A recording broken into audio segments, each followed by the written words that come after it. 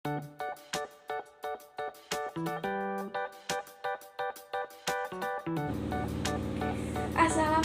warahmatullahi wabarakatuh. Kembali lagi dengan saya Dwi Mislawati dari kelas PGSD 20B1 dari program studi Pendidikan Guru Sekolah Dasar dari Universitas Pelita Bangsa. Baik, di sini saya akan menjelaskan materi dari mata kuliah belajar dan pembelajaran di SD. Yang pertama itu ada hakikat belajar, yang kedua itu ada 4 pilar UNESCO, yang ketiga itu ada teori belajar, yang keempat itu ada STM dan LTM, yang kelima itu ada 4 kompetensi guru, dan yang keenam itu ada strategi belajar, metode belajar, model belajar, dan teknik pembelajaran. Yang pertama itu ada materi hakikat belajar. Apa sih hakikat belajar? Yuk kita simak videonya bersama-sama. Yang pertama ada hakikat belajar. Hakikat belajar merupakan suatu kegiatan untuk memperoleh ilmu pengetahuan.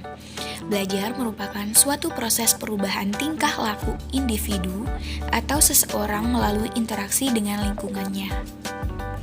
Menurut Brunner, dalam Ratna Willis Dahar tahun 2011 halaman 77, belajar melibatkan 3 proses yang berlangsung, yaitu 1. Memperoleh informasi baru, 2. Transformasi informasi, 3. Menguji relevansi dan ketepatan pengetahuan.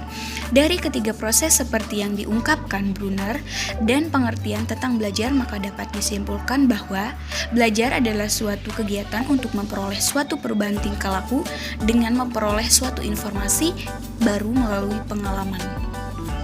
Nah, sudah tahu kan pengertian hakikat belajar itu apa? Kemudian, materi yang kedua itu ada 4 pilar UNESCO. Apa saja sih 4 pilar UNESCO itu? Yuk kita simak videonya bersama-sama. 4 pilar UNESCO diantaranya 1. Learning to know, di mana belajar untuk mengetahui. 2. Learning to do, di mana belajar untuk terampil melakukan sesuatu. 3. Learning to be, di mana belajar untuk menjadi seseorang.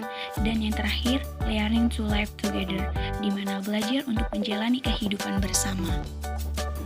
Nah, sudah tahu kan 4 pilar UNESCO itu apa saja? Kemudian materi selanjutnya tentang teori belajar. Menurut para ahli, apa sih teori belajar itu? Yuk kita simak videonya. Kemudian teori belajar. Belajar didefinisikan sebagai suatu proses perubahan tingkah laku individu atau seseorang melalui interaksi dengan lingkungannya. Perubahan tingkah laku ini mencakup perubahan dalam kebiasaan, sikap, dan keterampilan. Ada 4 teori belajar. Yang pertama, teori kognitif. Teori kognitif mulai berkembang pada abad 20-an secara sederhana. Teori ini menggambarkan bahwa belajar adalah aktivitas internal yang terdiri dari beberapa proses seperti pemahaman, mengingat, mengolah informasi, problem solving, analisis, prediksi, dan perasaan. Ada juga yang menggambarkan bahwa teori belajar kognitif itu ibarat komputer. Proses awalnya dimulai dengan input data, kemudian mengolahnya hingga mendapatkan hasil akhir. Beberapa tokoh yang berperan mengembangkan teori ini adalah Jean Piaget, Brunner, dan Ausubel.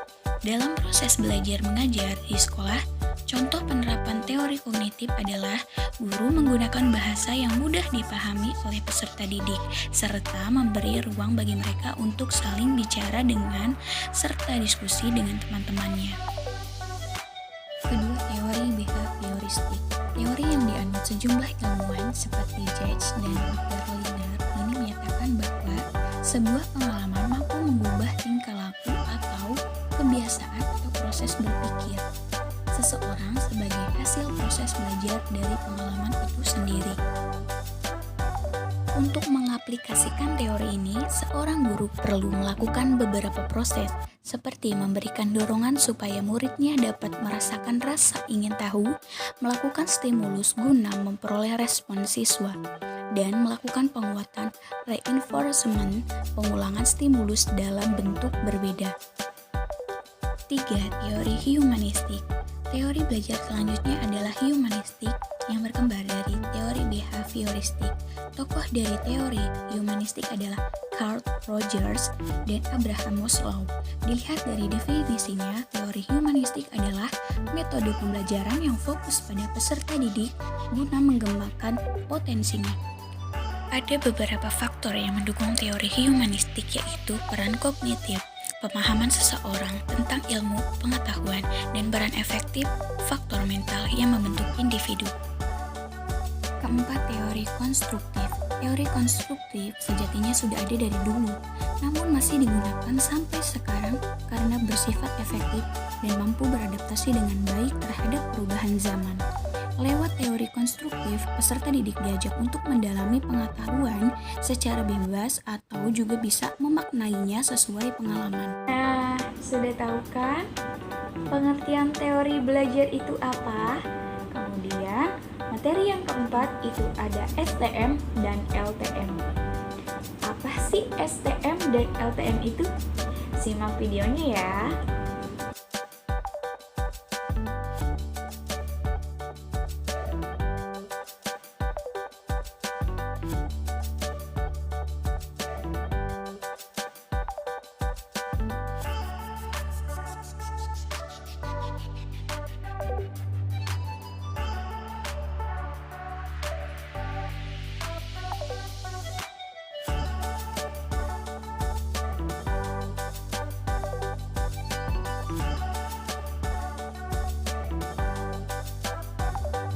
Apa sih LTM atau Long Term Memory? Long Term Memory atau memori jangka panjang adalah proses penyimpanan informasi dalam jangka waktu yang lama. Jika kita dapat mengingat sesuatu hal atau kejadian yang terjadi lebih dari sekedar beberapa saat yang lalu, baik itu terjadi beberapa jam yang lalu atau dekade sebelumnya, maka itu adalah memori jangka panjang atau long term memory.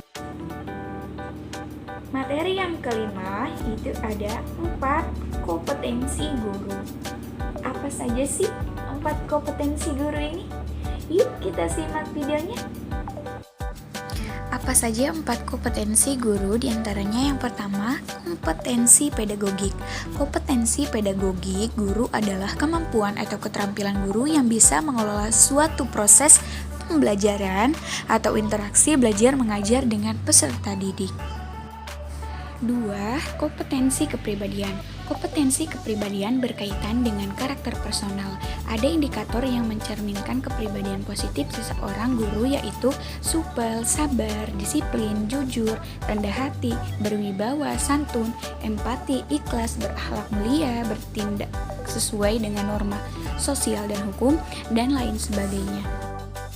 3. Kompetensi profesional. Kompetensi profesional guru adalah kemampuan atau keterampilan yang wajib dimiliki supaya tugas-tugas keguruan bisa diselesaikan dengan baik.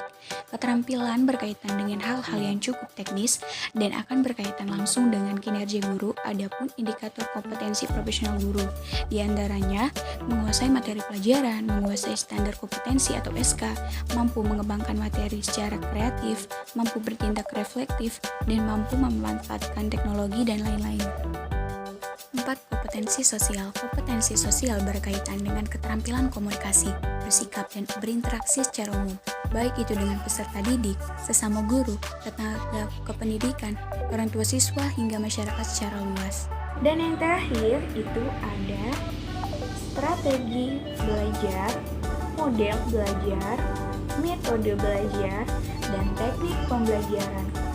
Apa sih pengertian dari keempat ini?